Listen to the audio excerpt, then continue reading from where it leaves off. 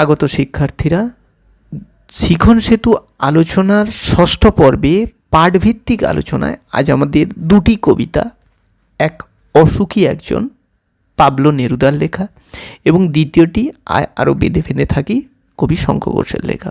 প্রথমে আসি অসুখী একজন, যেটি পাবলো নেরুদা রচিত। চিলিয়ান কবি ও রাজনীতিবিদ পাবলো নেরুদা, যার জন্ম 1904, প্রয়াণ 1973, রচিত অসুখী একজন কবিতাটির বাংলা অনুবাদক সাহিত্যিক নবারুণ ভট্টাচার্য। এই জায়গায় একটু বলে নেওয়া ভালো, পাবলো নেরুদা এটি তার প্রকৃত নাম নয়। তার প্রকৃত নাম নেকতালি রিকার্দো রেন্স বাসোয়ালতো। তিনি এই পাবলো নেরুদা ছদ্মনামে অধিক লেখালেখি করেছেন। বিখ্যাত চিত্রশিল্পী পাবলো পিকাসোর থেকে পাবলো এবং জাঁ পল নেরুদার থেকে নেরুদা নামটি সংগ্রহ করে নিজের এই ছদ্মনামটি বানিয়েছেন। এটি আমাদের কবি পরিচিতি অংশে পেয়ে যাবে, সেখানটা ভালো করে পড়বে টেক্সট বইতে।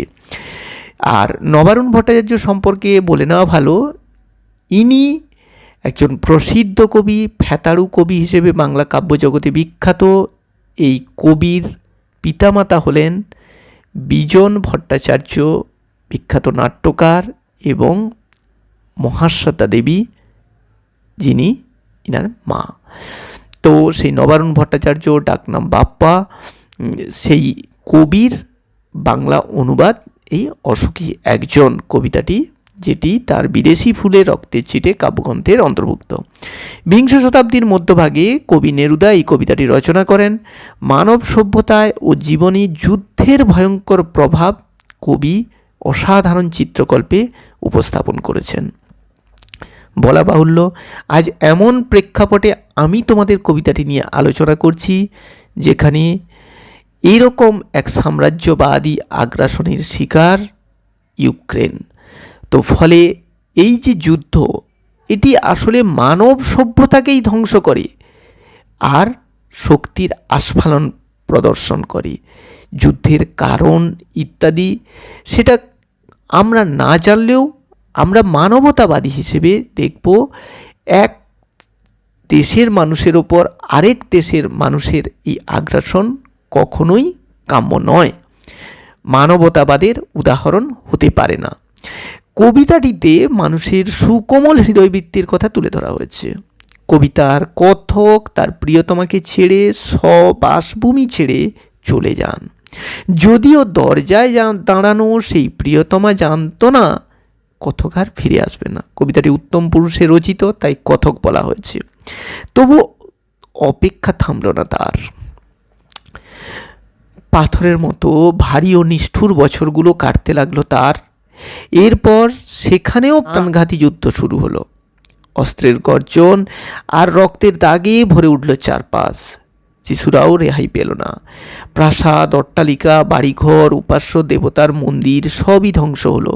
শুধু আশ্চর্যজনকভাবে বেঁচে রইল সেই অপেক্ষাতুর নারী।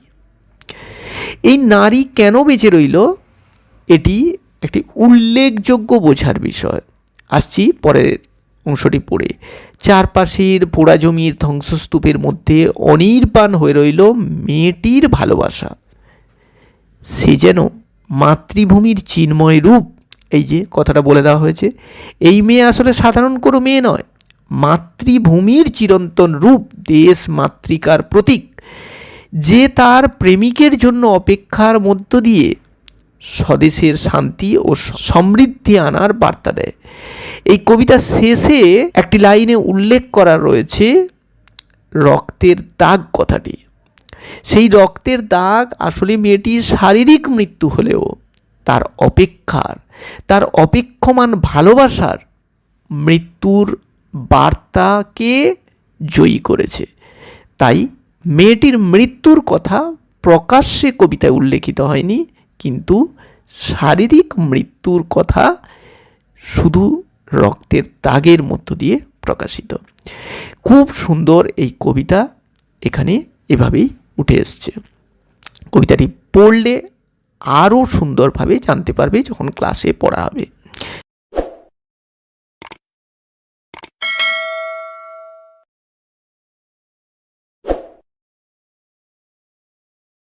দ্বিতীয় কবিতা আয় আরও বেঁধে বেঁধে থাকি, কবি শঙ্খ ঘোষ। কবি শঙ্খ ঘোষ, যার জন্ম 1932, প্রয়াণ 1920।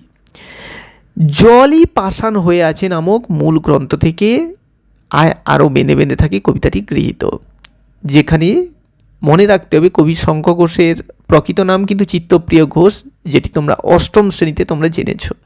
শঙ্খ ঘোষ বছর 2 আগে জ্ঞানপীঠ পুরস্কার পেয়ে আমাদের সর্বভারতীয় সাহিত্যে তার অবদানের কথা স্বীকৃত হয়েছে। তাঁরই লেখা সমাজ সচেতনতামূলক এই কবিতা আয় আরও বেঁধে বেঁধে থাকি, যেখানে কবি নিজেকে সাধারণ মানুষের প্রতিনিধি রূপে উপস্থাপন করে সাধারণ মানুষের প্রতি কিছু বার্তা দিচ্ছেন। কবিতায় বর্তমান সময়ের সঙ্গহীন বিপর্যস্ত মানবাত্মার যুগযন্ত্রণার অভিব্যক্তি প্রকাশিত। যুদ্ধ, দাঙ্গা, মহামারী, দুর্ঘটনা, সন্ত্রাস ও হানাহানির পাকচক্রে পড়ে মানুষ আজ বিপর্যস্ত, কোণঠাসা। কবিতার প্রথম 4 লাইনে পথ নেই আর। কেন আমাদের পথ নেই সে কথাটি ওখানে উল্লেখিত। সন্তানদের মৃতদেহ মানুষকে বিড়ম্বিত করে।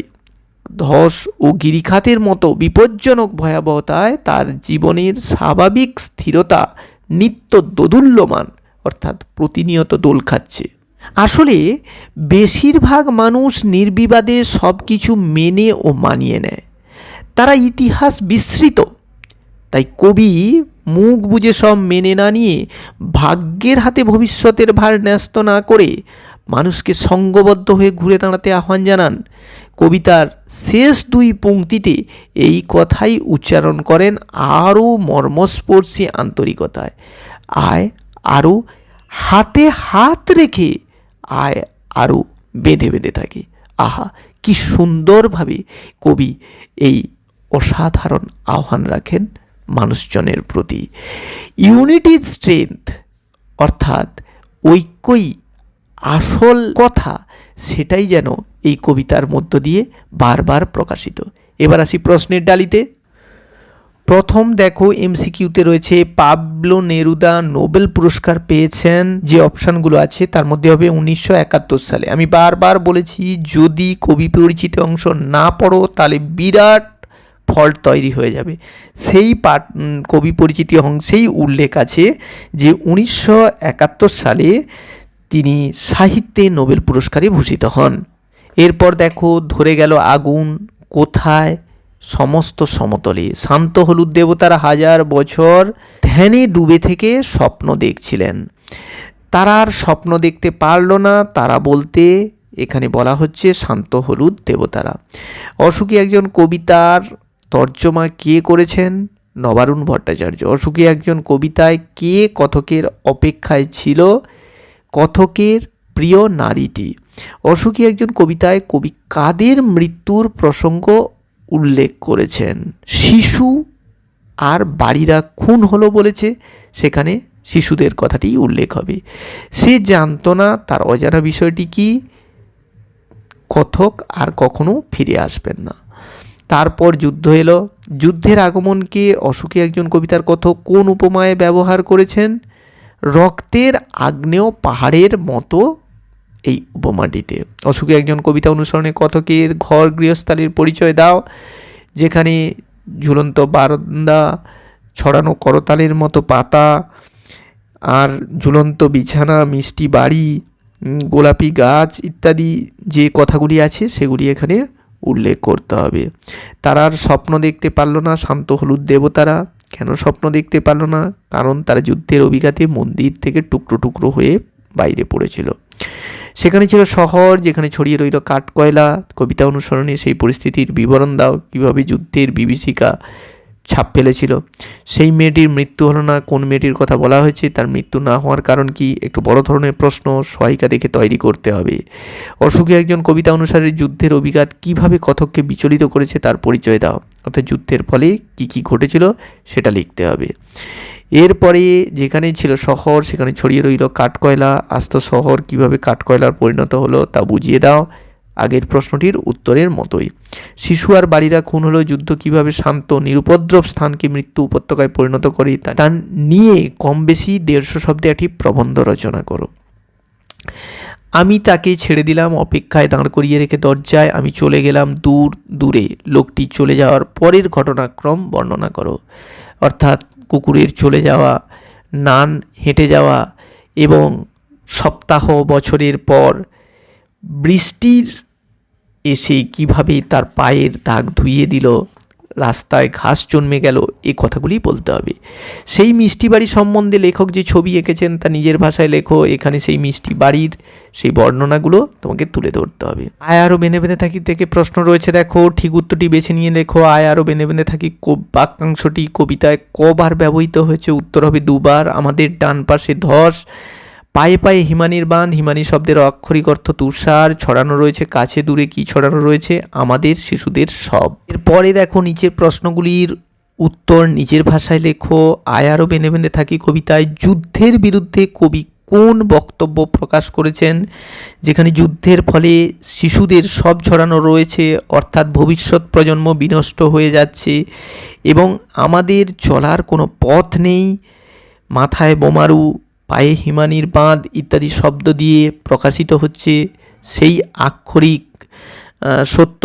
ফলে যুদ্ধের বিরুদ্ধে যে বক্তব্য, সেখানে এই কথাগুলি উল্লেখ করতে হবে। তবু তো কজন আছি বাকি, যারা বাকি আছে তাদের কিসের জন্য আহ্বান করা হয়েছে? হাতে হাত রেখে আরও বেঁধে বেঁধে থাকার জন্য আহ্বান করা হয়েছে। আয় আরও হাতে হাত রেখে, আয় আরও বেঁধে বেঁধে থাকি, এই উদ্ধৃতির মধ্য দিয়ে কবি কি বলতে চেয়েছেন? তীব্র আন্তরিকতায় অন্তঃস্থল থেকে আহ্বানে আমরা যেন ঐক্যবদ্ধ হয়ে থাকি। আমাদের ইতিহাস নেই, এই উক্তির অন্তর্নিহিত অর্থ বুঝিয়ে দাও। খুব ইম্পর্টেন্ট প্রশ্ন এটি। ইতিহাস হলো অতীতের কথা। ইতিহাসে কেবল শাসক শ্রেণী নিজেদের কথাই তুলে ধরেছে, যেখানে সাধারণ মানুষের কথা প্রায় নেই বললেই চলে। যেমন আমরা যদি বলি যে তাজমহল কে নির্মাণ করেছিল, সেখানে সঙ্গে সঙ্গে তোমরা বলবে শাহজাহান। কিন্তু যে 20,000 শ্রমিক 22 বছর ধরে এই তাজমহল নির্মাণ করেছিল, সেই 22,000 শ্রমিকের কথা আমরা কেউ জানি না বা জানতে চাই না। তাই সাধারণ মানুষের কথা যেখানে উল্লেখিত নেই, তাকে আমরা সাধারণ মানুষের ইতিহাস বলতে চাই না। কবি সেই সাধারণ মানুষের প্রতিনিধি হয়ে বলেছেন আমাদের ইতিহাস নেই, বা থাকলেও চোখ মুখ ঢাকা অবস্থায় তাদের রাখা হয়েছে। আমরা ভিখিরি 12 মাস, একথা কেন বলা হয়েছে? আমরা পরস্পর অন্যের মুখাপেক্ষী, নিজে কিছু করবার চেষ্টা করি না, ফলে আমাদের অন্যের মুখাপেক্ষী হয়ে থাকার প্রবণতাকে প্রকাশ করতে আমরা ভিখিরি 12 মাস কথাটি বোঝানো হয়েছে। পৃথিবী হয়তো বেঁচে আছে, পৃথিবী হয়তো মরে গেছে, কবির মনে এমন অনিশ্চয়তা, কারণ সাধারণ মানুষের দিন আনা দিন খাওয়ার মধ্যে পৃথিবীর খবর নেওয়ার সময় কোথায়? তাই পৃথিবী বেঁচে আছে কি মরে আছে এ সম্পর্কে তারা উদাসীন। আমাদের মাথায় বোমারু কবিতা অনুসরণে এই রুদ্ধশ্বাস পরিস্থিতির বর্ণনা দাও, অর্থাৎ কোথায় কি রয়েছে সেটা বলতে হবে। আয় আরও বেঁধে বেঁধে থাকি কবি এমন আহ্বান জানিয়েছেন কেন? কবিতার সারসংক্ষেপ বলতে হবে। ছড়ানো রয়েছে কাছে দূরে, কাছে দূরে ছড়ানো রয়েছে শিশুদের সব, আমাদের চোখ মুখ ঢাকা, এ কথা বলার অর্থ আমরা সব কিছু দেখে সব কিছু শুনেও চুপ হয়ে থাকি, কোনো প্রতিবাদ করি না, ফলে একে চোখ মুখ ঢাকা বলা হয়েছে। ইতিহাসের পাতায় এই দৃশ্য খুব বেশি করে চোখে পড়ে, যেখানে সাধারণ মানুষ সমস্ত কিছু করলেও তাদের উপস্থিতি স্বীকৃত নয়। এইভাবে তোমরা কবিতা দুটি ভালো করে টেক্সট বই দেখে পড়ো, ভিডিও রয়েছে, ভিডিওগুলি দেখে নাও। 10ম শ্রেণীর বিভাগ থেকে তারা নিশ্চয়ই আরও ভালো করে শিখতে পারবে। ধন্যবাদ।